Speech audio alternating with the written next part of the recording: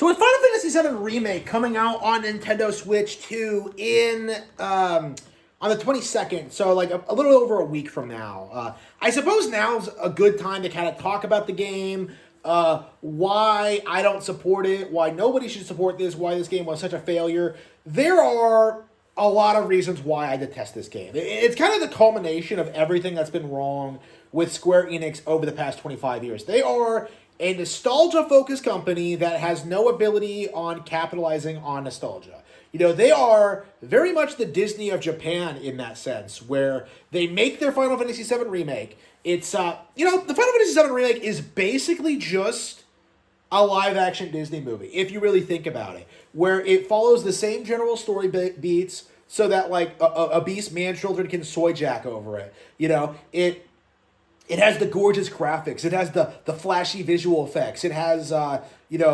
facade of like an ATB combat system with it's totally real-time combat, but you can totally slow it down and use skills if you want. Like, you have like the very superficial similarities to the original plot, but it very much goes in its own direction in the sense where like it's not really about Final Fantasy VII or like the original plot. It's about basically fetishizing the characters. You know what I mean? Like, it's basically all about, like, Jessie just being like, oh, Cloud. Like, every line of dialogue from Jessie, she's like, it's like that, like, I think it's that Da Vinci portrait where she's like, who is it? Like, I think it's Adam reaching out to God or something. No, maybe it's a Michelangelo portrait. Maybe I'm retarded. Like, she's going like, Cloud, please stick your penis into me. And then you go to Tifa, and then like she flirts with you, and then you go meet Eris, and it's like you're meeting like a new girl. It's like it's so obviously like pandering to like otaku bullshit. Okay, like it's not really telling a story. It's not really building up these characters or anything meaningful. It's just this weird, like, fan fiction-y alternate reality of just like, oh man, like that's Sephiroth's feather. Oh, like it is pathetic how bad Final Fantasy VII Remake actually turned out. And what's also bad is just how many people defend it, because this is actually the reason I wanted to make this video. Is that I made a Final Fantasy VII Remake video, a couple of days back, because I played through the demo, I got through chapter 1, and I was just like, this game is complete shit. It's complete slop. It's like, it's straight up as if, like, Maximilian Dude just took a shit all over the original game. Like, that's basically what it amounts to, really. Is that, like, it's some, like, Netflix adaptation, like, bullshit with nothing really going for, like, so many people, like, religiously defend the remake. Like, so many people try and say it's, like, one of the best RPGs in recent years, that it's a great, like, return to form for Square Enix, that it's one of the best titles they've put out recently. In actuality, it's, like, it's not even something I would play. And, like, what you have to understand is that, like, I play a ton of RPGs. Like, a lot of them. Anybody who's been following the channel for the past couple of weeks knows that. But, like, I play a ton of RPGs. So, like, the idea that, like, I don't even really want to play Final Fantasy VII Remake, like, really demonstrates, I think, about how weak this title actually is. How it doesn't feel as if it's, like, in line with the original continuity. It doesn't feel like a remake. It's some, like, shitty sequel series with the same characters going through the same plot. It's just, it's like Rebirth of Evangelion, right?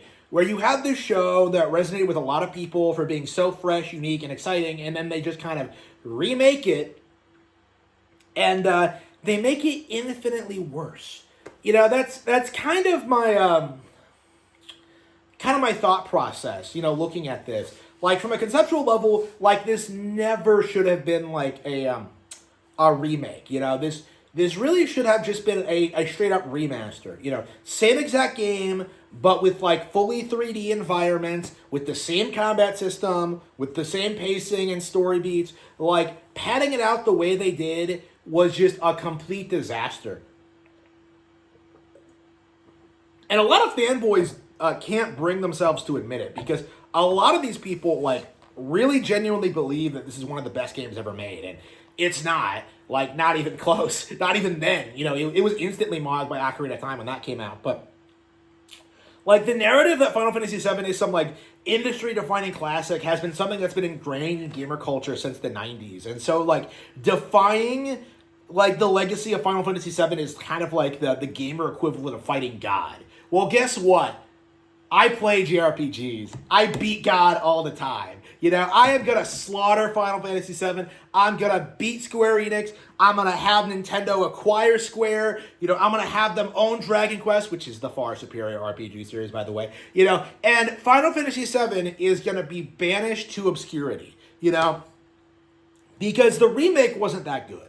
Okay, this was Square Enix's last attempt at relevancy after decades of failing to get anything to get off the ground, failing with Final Fantasy 13, failing with the sequels to 13, failing with Final Fantasy 15, you know, destroying Final Fantasy 14 over a long period of time, and the inevitable failure of Final Fantasy 16, a game that people only played because it had Final Fantasy in the title.